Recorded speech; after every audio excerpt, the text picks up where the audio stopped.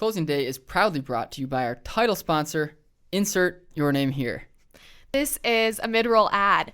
Listeners are captivated by the interview that Kyle is doing, and now the ad is seamlessly rolling into their experience as they listen to a trusted host talk about a brand that they might be interested in. Yes, Cassie, thank you for that intro. And typically this slot is about a minute long.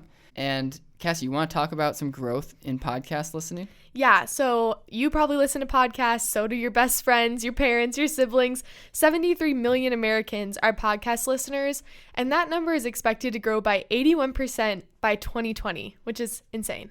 That's a lot of podcast listeners, and it's important to note that they're not listening to 1, 2, or 3 podcasts, but these 73 million people are listening to thousands, tens of thousands of different podcasts, one of those being Closing Day, and they're leaning into the home buying process. So they're wanting to learn about realtors. They're wanting to learn about lenders, about what the heck do title companies do.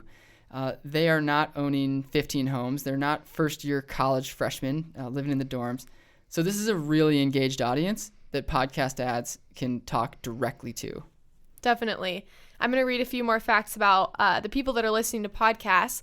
It's pretty crazy. CNBC says that 78% of podcast listeners approve podcast advertising. They're expecting to hear it, they're cool with it, and they're interested in what the host is saying.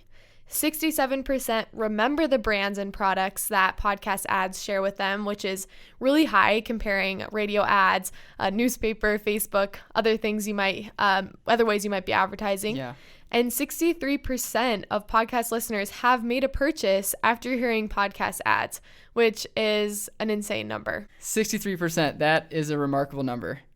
If you're interested in advertising with Closing Day, reach out to us. We make the process really simple. Cassie and I will be sitting across from each other, recording your ad, sending it your way for approval, and then putting it onto all the platforms, Google Play, iTunes, Stitcher, Spotify, iHeartRadio, for folks to listen to as a mid-roll ad. And now back to our episode.